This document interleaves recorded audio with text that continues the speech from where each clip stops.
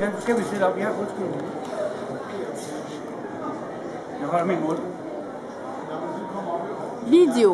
Nå, det er video. Hvorfor gør du det? Nå ja. Ja, velkommen til Danmark. Det er jo rart at hilse på jer. Det er jo meget dejligt, og der er mange svenskere her i København i øjeblikket.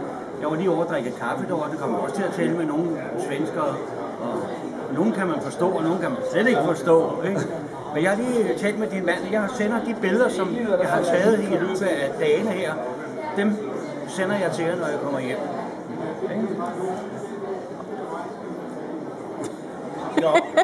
Can you speak a little?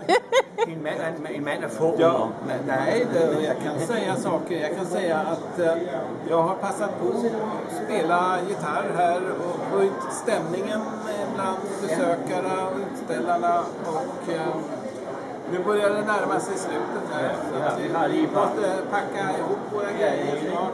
Men det var en rigtig hyggelig lille ting, hvor du sad og spillede, når man går forbi, ikke? Det er som man følte sig sådan velkommen, ikke? Og du sad sådan, ikke?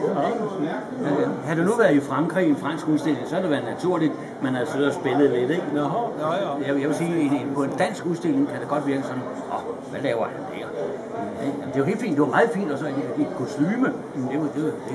Jeg er jo vant til det, ikke? Jeg er jo vant til koncerter med især guitarmusik.